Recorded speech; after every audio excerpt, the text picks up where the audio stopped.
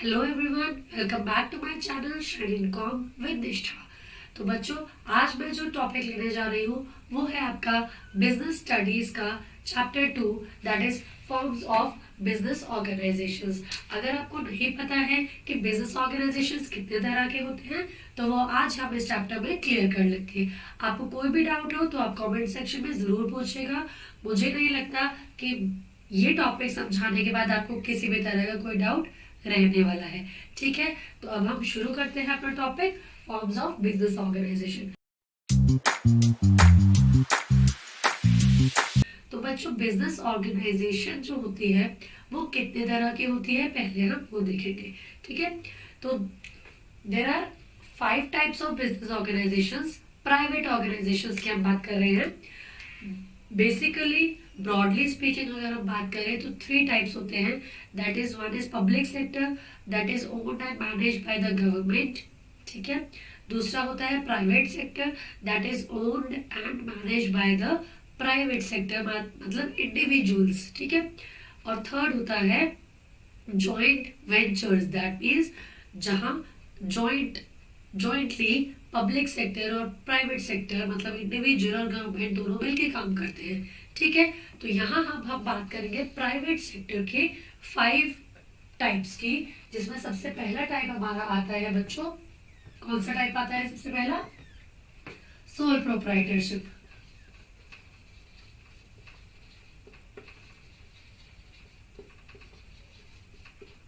First type is sole proprietorship.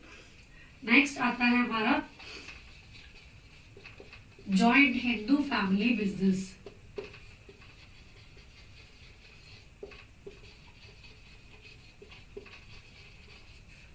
Number 3 is partnership, जो हम पढ़ने वाले हैं। Number 4 is cooperative society.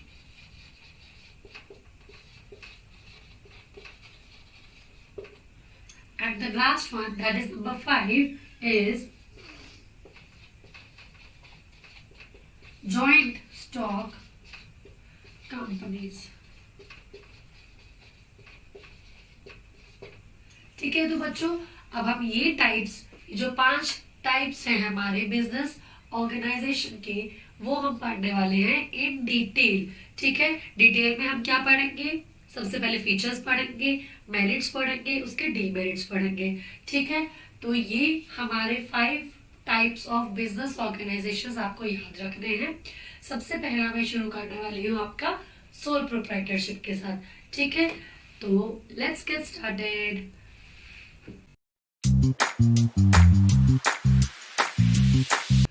Okay बच्चों, तो अब हम शुरू करते हैं हमारा topic, that is sole proprietorship. मतलब जो हमारा पहला फॉर्म ऑफ बिजनेस ऑर्गेनाइजेशन है जो हम शुरू करने वाले हैं, आज पढ़ने वाले हैं, वो है सोल प्रोप्राइटरशिप। बच्चों, नाम से ही पता चल रहा है सोल मतलब क्या होता है? मतलब सिंगल, जो अकेला कर रहा है। ठीक है, तो सोल प्रोप्राइटरशिप में हो गया आपका इस तरह का business, a type of business that is owned and managed by an individual. एक पर्टिकुलर इंडिविजुअल जो है वो इसको ओन करता है और मैनेज करता है। ठीक है, फॉर एग्जाम्पल कोई भी एक छोटा, it is basically a small scale business. ठीक है, एक छोटा साइज का स्मॉल स्केल बिजनेस होता है जहां पे एक पर्टिकुलर इंडिविजुअल अपना बिजनेस चला रहा है। फॉर एग्जांपल कोई भी आप एक शॉपकीपर ले सकते हैं जो अकेला अपना सारा का सारा बिजनेस चलाता है। ठीक है, एक स्मॉल स्केल उसका बिजनेस है। सोल मतलब वो होल सोल सब कुछ अकेला वही कर रहा है। He is investing the capital, अपना खुद का कैपिटल वो इन्वेस्ट कर रहा है। He is managing his own company. ठीक है, जो उसकी सोल प्रोप्राइटरशिप बिजनेस है वो उसका खुद का अकेला मैनेज कर रहा है। And he is also the beneficiary of all the profits and also only he has to bear all the losses. तो ठीक है बच्चों, सोल प्रोप्राइटरशिप में only one individual is the owner and the manager of the business. ठीक है, so sole proprietorship business is that kind of business which is owned and managed by a single individual। समझ आ गया सभी को? इतनी कहानी क्लियर है। अब आगे फीचर्स की बात करें तो बच्चों कुछ फीचर्स हैं इसके, और इसी में से हमारे मेरिट्स और डिमेरिट्स निकल कर आएंगे। ठीक है, तो सबसे पहले फीचर्स की बात कर लेते हैं। जो सोल प्रोप्राइटरशिप बिजनेस होता है उसके फीचर्स क्या होते हैं, उसकी क्या क्या क्वालिटीज है। तो बच्चों क्वालिटी है सबसे पहले फॉर्मेशन एंड क्लोजर। तो जब हम फॉर्मेशन एंड क्लोजर की बात करते हैं तो क्योंकि ये एक sole proprietor small scale business है, ठीक है, तो ये इसका फॉर्मेशन जो है वो बहुत ही ज्यादा सिंपल है। There are no formalities, no documentation. ठीक है, फॉर्मेलिटीज नहीं है और फॉर्मेशन बहुत ही ज्यादा इजी है। It is easy to form और क्लोज करना भी इजी है। ठीक है, क्योंकि कोई और सेकेंड पर्सन या थर्ड पर्सन इन्वॉल्व नहीं है इस बिजनेस में। ओके, तो the formation of sole proprietorship business is very easy. समझ आ गया सभी को? Okay, so now talking about the second point, that is the liability. तो बच्चों सोल प्रोप्राइटर बिजनेस में लाइबिलिटी किसकी हो जाती है? लाइबिलिटी हो जाती है हमारे ओनर की, और कितनी होती है? अनलिमिटेड होती है। That is the liability is unlimited up to the extent of, मतलब there is no extent of the liability. समझ आया? क्यों? क्योंकि देखो मान लो मैं एक बिजनेस चला रही हूँ, ठीक है बच्चों, मैं एक बिजनेस रन कर रही हूँ, और क्योंकि एक बिजनेस मेरा सोल प्रोप्राइटरशिप वाला बिजनेस है तो वो कोई और लॉ गवर्न नहीं करता है। ठीक है, it is not govern by any separate law. तो उसमें मैं जो भी करूंगी सब कुछ खुद ही कर रही हूँ, खुद ही मैनेज कर रही हूँ, खुद ही ओन कर रही हूँ अपना बिजनेस, और खुद ही सारी डीलिंग्स कर रही हूँ पब्लिक के साथ। ठीक है, चाहे मेरे कस्टमर्स हैं चाहे मेरे सप्लायर्स हैं, तो मैं ही उसकी अनलिमिटेड लाइबिलिटी बेयर करती हूँ। मतलब कल को अगर मुझे लॉसेस हो जाते हैं तो सारी उसकी लाइबिलिटी मेरे सिर पे है। मुझे ही अपने कर्जदारों को पैसा चुकाना है और मुझे ही अपने सारे लाइबिलिटीज जो है वो पे ऑफ करनी है। समझ आ गया? और कितने किस लेवल तक पे ऑफ करनी है? That is unlimited. मतलब मेरी खुद की प्रॉपर्टी भी अगर उसमें जाती है तो वो जा सकती है। समझ आ गया? So the liability is unlimited. Okay, तो कभी मुझे अगर अपने खुद का घर भी अगर लगाना पड़े दाव पे तो मेरे को मेरा घर लग जाएगा, अगर मेरे बिजनेस में मुझे बहुत ज्यादा लॉसेस हो रहे हैं तो। ठीक है, तो उसकी कोई लिमिट नहीं है, जितने लॉसेस उतना ज्यादा लाइबिलिटी। ठीक है, नेक्स्ट पॉइंट हमारा आता है sole risk bearer and profit recipient. तो बच्चों अगर प्रॉफिट होता है तो he is the sole beneficiary of the profits. मतलब पूरा का पूरा प्रॉफिट किसको मिलने वाला है? उसको खुद को मिलने वाला है, क्योंकि ही is the only person who is और मैनेजिंग हिज बिजनेस। ठीक है, तो प्रॉफिट रेसिपिएंट भी वही है, ओके, एंड रिस्क बेयरर भी वही है। In case of any risk, in case he bears some losses in future, तो वो सारा रिस्क भी उसी को बेयर करना है। लॉसेस का रिस्क भी वही बेयर करता है और प्रॉफिट का भी रेसिपिएंट वही है। नेक्स्ट पॉइंट की बात करें तो नेक्स्ट पॉइंट इज कंट्रोल। क्योंकि एक सिंगल पर्सन उसको ओन कर रहा है, कंट्रोल कर रहा है, ठीक है, तो होता क्या है? सारा का सारा control single one man control है। एक ही पर्सन के हाथ में सारा कंट्रोल है। ठीक है, और जब एक ही पर्सन के हाथ में कंट्रोल है तो क्या होता है? जो डिस्प्यूट्स होने के चांसेस हैं वो बहुत कम हो जाते हैं। वो अपने तरीके से अपने लेवल से काम कर सकता है। ठीक है, तो ये जो मेजर पॉइंट्स है आप इनको याद रखेंगे and then you can explain it in your own language. No separate entity, क्योंकि बच्चों ये कोई बड़ी कंपनी नहीं है, this is a small scale business organization, और इसकी जो एंटिटी है, मतलब नो सेपरेट एंटिटी, मतलब बिजनेस पर्सन से या ओनर से अलग नहीं है। ठीक है, अगर बिजनेस कोई लोन लेता है तो मतलब कि वो पर्सन ही लोन ले रहा है और उसी को उसको चुकाना पड़ेगा। ठीक है, बिजनेस कोई अलग से सेपरेट एंटिटी नहीं माना गया है। जैसे कंपनीज में होता है, जो बड़ी कंपनीज है, फॉर एग्जांपल रिलायंस लिमिटेड की ही अगर हम बात करते हैं तो रिलायंस लिमिटेड उसके ओनर से अलग है, मतलब उसका ओनर अलग है। रिलायंस लिमिटेड जो प्रॉपर कंपनी है वो अलग है। क्यों? अगर कोई लोन ले रही है रिलायंस लिमिटेड अगर कोई लोन ले रही है तो उसकी लायबल रिलायंस लिमिटेड कंपनी है, वो पर्सन नहीं है, ठीक है। वो एक अलग इंडिविजुअल की तरह काम करता है, एक सेपरेट एंटिटी की तरह काम करता है कंपनी, ठीक है। लेकिन जब सोल प्रोप्राइटरशिप का बिजनेस है, क्योंकि ये पूरा का पूरा बिजनेस एक ही पर्सन चला रहा है, तो इसलिए जो लायबिलिटी है वो अनलिमिटेड होती है। वो अकेला ही सारे रिस्क को बेयर करता है, अकेला ही सारे प्रॉफिट्स का बेनिफिशियरी होता है। और क्योंकि कंट्रोल भी वो सारा खुद कर रहा है, तो उसका जो बिजनेस है उससे अलग नहीं है। अगर मान लो किसी से वो डीलिंग करता है, अगर उसको प्रॉफिट्स होते हैं तो वो ही सारे प्रॉफिट्स गेन करेगा। और अगर वो किसी को लायबल है किसी चीज के लिए, ठीक है, तो वो अपनी कंपनी से अलग नहीं है। कंपनी को पैसा पे करना है, मतलब उसको पैसा पे करना है। समझ आ गई सभी को बात, ठीक है। तो no separate entity, separate legal entity नहीं है, ठीक है। लैक ऑफ बिजनेस कॉन्टिन्यूटी, तो बच्चों देखो, क्योंकि सोल प्रोप्राइटरशिप है, एक ही पर्सन उस बिजनेस को रन कर रहा है। मान लो कल को इन केस ऑफ डेथ या इंसॉल्वेंसी, ठीक है, तो क्या होगा अगर डेथ हो जाती है उस पर्सन की, तो बिजनेस बंद हो जाएगा। क्यों बंद हो जाएगा? कंटिन्यू नहीं कर पाएगा, क्योंकि वो अकेला ही उसको ओन कर रहा है, अकेला ही उसको चला रहा है, ठीक है। तो जो सोल प्रोप्राइटरशिप बिजनेस है that will come to an end, और वो हो जाएगा टर्मिनेट। समझ आ गई सभी को?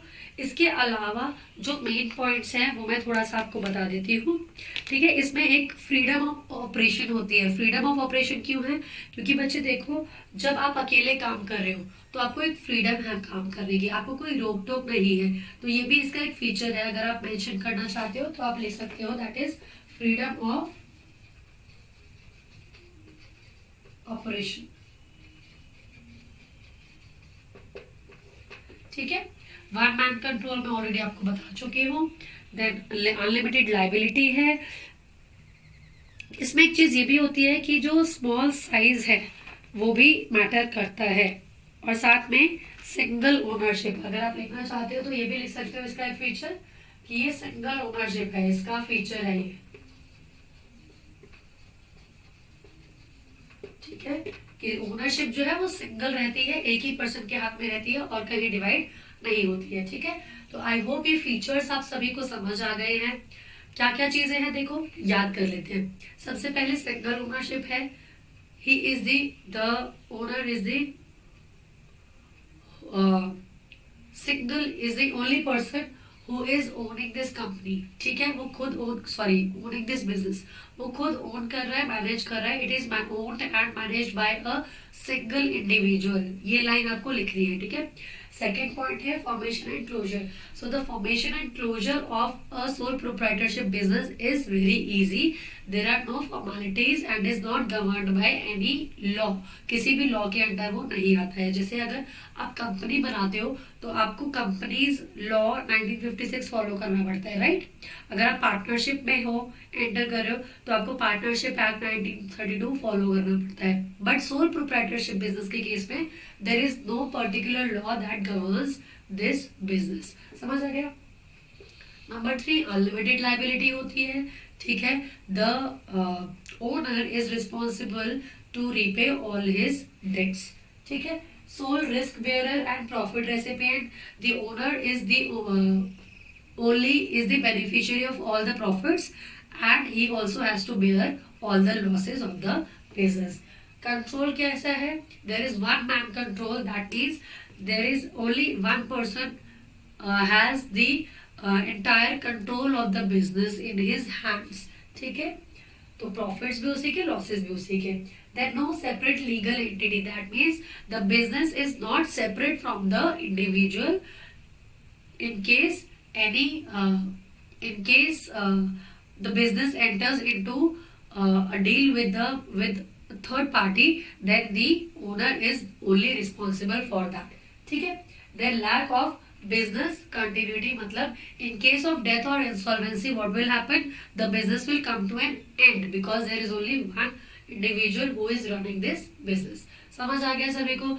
I hope the features are very very clear to you. Now we are moving on to merits and demerits. Okay guys, so we were discussing sole proprietorship, हमने उसके फीचर्स डिस्कस किए थे, and now we are going to discuss the merits of sole proprietorship business. ठीक है, तो बच्चों you can see the merits here. तो हम एक एक करके सारे पॉइंट्स को डिस्कस करेंगे। तो सबसे पहला पॉइंट है easy to form and dissolve. तो as you know sole proprietorship is owned and manage by a single individual. ठीक है, तो ये जो बिजनेस है, टाइप ऑफ बिजनेस है, ये बहुत इजी होता है बनाना। ठीक है, there are no legal formalities.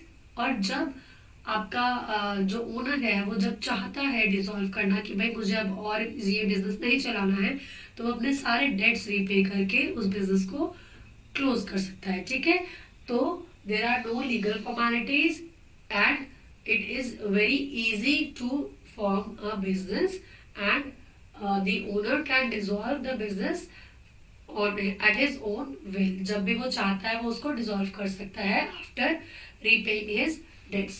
ठीक है, नंबर 2 है फ्लेक्सिबिलिटी। तो बच्चों देखो फ्लेक्सिबिलिटी क्यों है, क्योंकि वो अकेला काम कर रहा है। ठीक है, he can take his own decisions, उसको किसी तरह की कोई रोक टोक नहीं है। ठीक है, वो जो डिसीजन लेना चाहता है वो ले सकता है। अगर वो किसी और के साथ डील्स में एंटर होना चाहता है, अपना प्रोडक्ट में कुछ कस्टमाइजेशन करना चाहता है, अपने प्रोडक्ट में कुछ चेंजेस करना चाहता है, तो उसके डिसीजन मेकिंग में डिले नहीं होगा, क्योंकि वहां पे और लोग नहीं हैं अपने सजेशंस देने के लिए या फिर रुकावट पैदा करने के लिए, राइट। तो इसीलिए उससे क्या होता है, हमारे जो बिजनेस ऑपरेशंस है बहुत ही फ्लेक्सिबल हो जाते हैं। हम अपने तरीके से अपनी रूल्स को या फिर अपने प्रोडक्ट्स को चेंज कर सकते हैं। That is flexibility. समझ आ गया सभी को? ये फ्लेक्सिबल क्यों है ये, क्योंकि we can make changes according to ourselves. मैं ओनर हूँ, मैं अगर अपने बिजनेस में कुछ चेंज करना चाहती हूँ तो मैं इजीली कर सकती हूँ। कोई डिसीजन चेंज करना चाहती हूँ, कोई डिसीजन लेना चाहती हूँ, तो बहुत ही आसानी से वो मैं कर सकती हूँ। ठीक है, number 3 is sole beneficiary of profits. तो ये मेरिट है एक। क्या मेरिट है कि भाई मेरे पास आ गया है बहुत सारा प्रॉफिट। ठीक है, इस साल मैंने बहुत मेहनत की और मेरे पास आया है बहुत सारा प्रॉफिट, तो वो सारा का सारा प्रॉफिट किसे जाएगा? वो सारा का सारा प्रॉफिट हो जाएगा मेरा, क्योंकि मैं ही अपने बिजनेस की ओनर हूँ and nobody else is involve in that business, right. Number 4 is secrecy. देखो बच्चे, क्योंकि ये जो लॉ, ये जो बिजनेस है that is not governed by any law. ये कोई बहुत बड़ी कंपनी नहीं है कि इसको अपने अकाउंट्स पब्लिश करने पड़ेंगे। ठीक है, so a sole proprietor business is not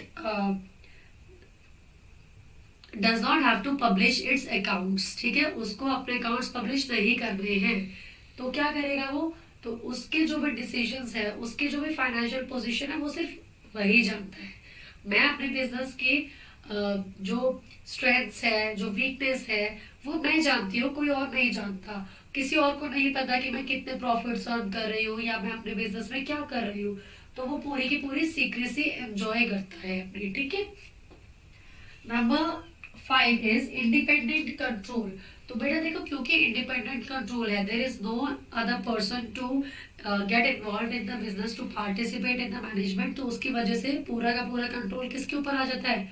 owner के ऊपर आ जाता है। ठीक है, तो owner enjoys the complete right और कंट्रोल ओवर द बिजनेस। अपना उस बिजनेस पे पूरा का पूरा कंट्रोल किसका होता है? ओनर का होता है। ठीक है, now next number 6, suitable for small scale operations.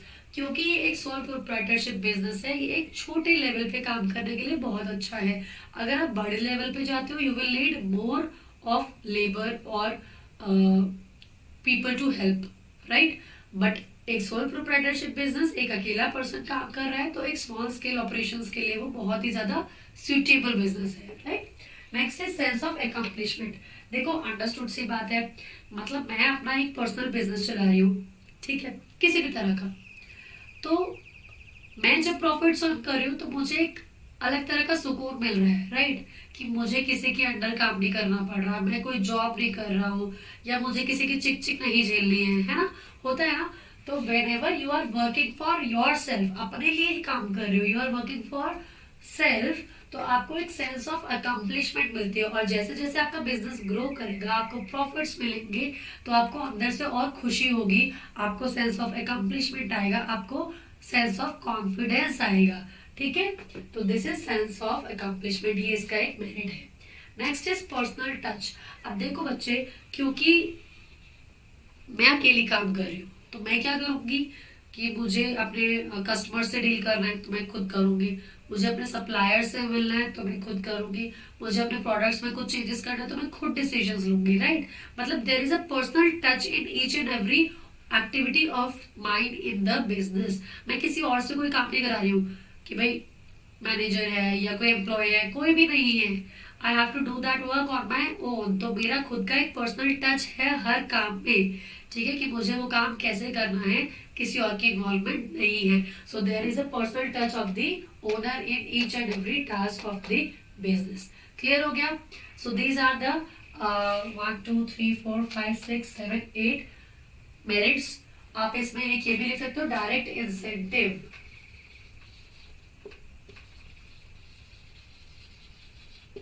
Direct incentive क्यों है भाई? डायरेक्ट इंसेंटिव इसीलिए है क्योंकि जितनी मेहनत करोगे उतना प्रॉफिट लोगे, ठीक है। दोनों चीजें डायरेक्टली रिलेटेड है एक दूसरे से, राइट।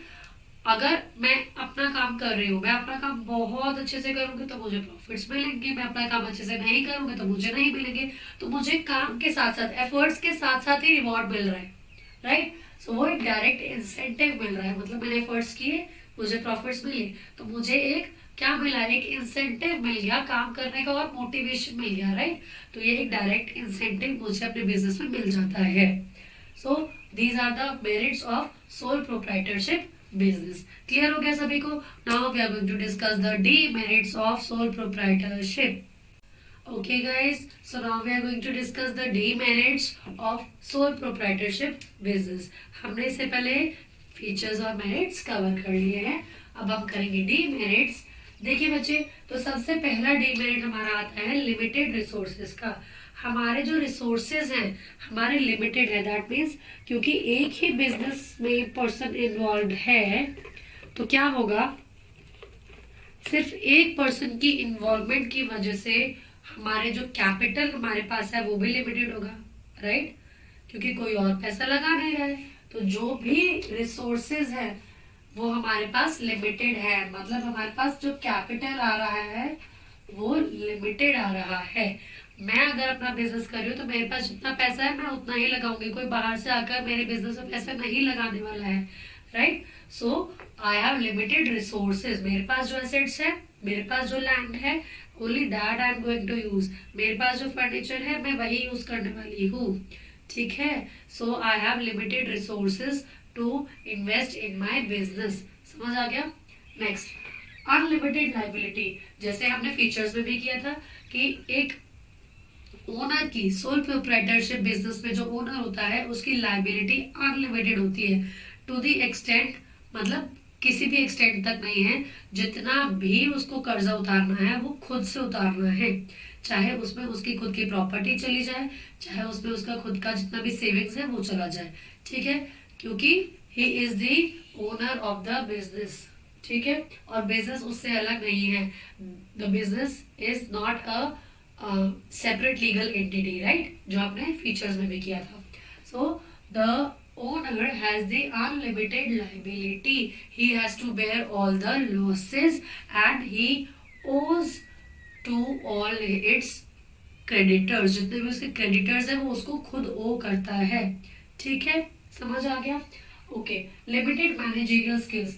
तो बच्चे देखो, मैं अपने बिजनेस में काम कर रही हूँ, राइट, मेरे अंदर जितना दिमाग है या जितना मेरे आइडियाज है मैं उन सबको लगा रही हूँ, बट स्टिल अगर मेरे साथ कोई और होता तो वो अपने आइडियाज लगाता, मेरे पास एक अच्छा व्यू आता है ना, मैं न्यू आइडियाज को कलेक्ट करके अपने बिजनेस में यूज कर सकती थी, but I don't have anyone else.